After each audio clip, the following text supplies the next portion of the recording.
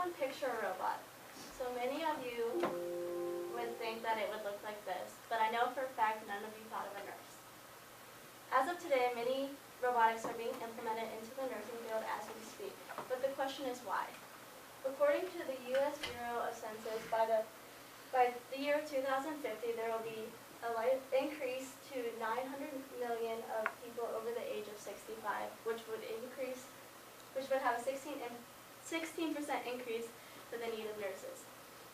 So due to these technological forward progressions, we do need to familiarize ourselves with the potential drawbacks, the ethical concerns, and the impacts it will have on the healthcare industry.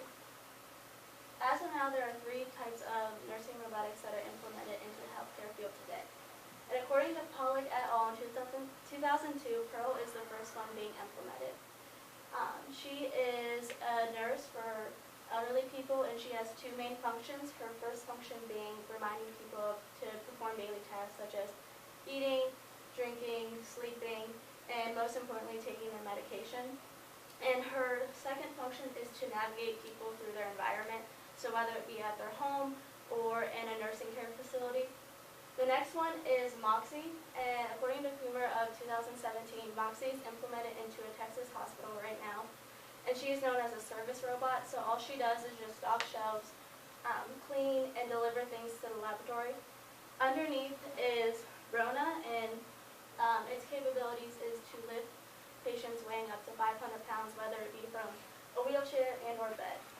But the question is, why shouldn't we use these robots? And I have one word for you guys, and that's ethics. According to Sharkey and Sharkey of 2010, there are 6 ethical concerns that come with these robotics. One is the potential loss of human contact. So as people get older, we tend to detach from our social lives, whether it be we're unable to go out or we don't have any family or friends around. So this is where human nurses come into play to have that human interaction and still feel like you're connected to society. But when you implement these robotics, people will feel more detached and or neglected with these robotics because they are unable to provide you with that human interaction. The second ethical concern is objectification and loss of control. So as of now, I see you guys as humans. You're all individuals and unique. But like as a robot, they only see you as objects. So when loss of control comes into play is like, for instance, if Rona was to just come and randomly pick you up, you feel like you have a loss of control because you're unable to get consent because they don't view you as a person to get consent. The third is loss of privacy. So with these robots being implemented into your house, you feel as if you don't have any privacy because they'll always be there with you, whether you're getting changed or bathing. And with these robots, there are surveillance equipment with them, and so they are basically monitoring everything that you do. So it does become problematic when friends and family are around because they also are being recorded when you are having those social interactions. So basically a party of 6 can turn into a party of 7 with your robot sitting there, which is very weird. So the fourth is loss of liberty. So liberty basically means you live the life that you want to live. With these robots, they are implemented to basically make sure that you are on track with what you're doing. So you have to alter your behavior to please these robots. So basically you're losing the sense of living your own life because you basically are taking authority from a robot. The fifth ethical concern is deception and infantilizing. So deception means that we're selling you these robots basically saying that they can be your companions.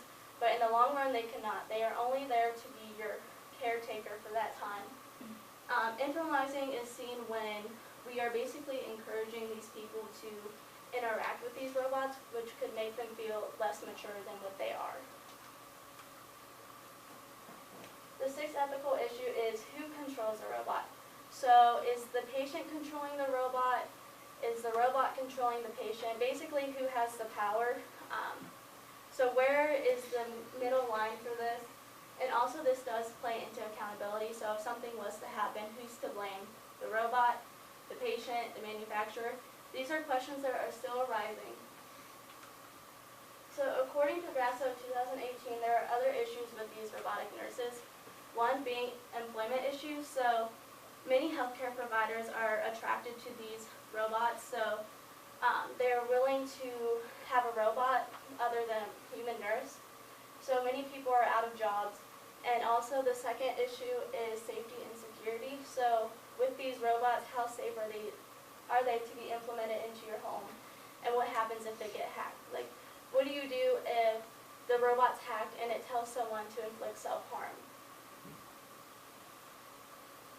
So with that being said, there's a lot of reasons why we should not have these robots. As technology is progressing faster than we are, we do need to find solutions to combat this problem. So one solution would be to still incorporate human nurses. So whether it be a nurse at your house 2 days a week, 3 hours a day, or however, you still want to have that human interaction to make sure there is still happiness within the patient and that they're still connected to society. I also feel that with this, there needs to be limitations and regulations on what these robots can do.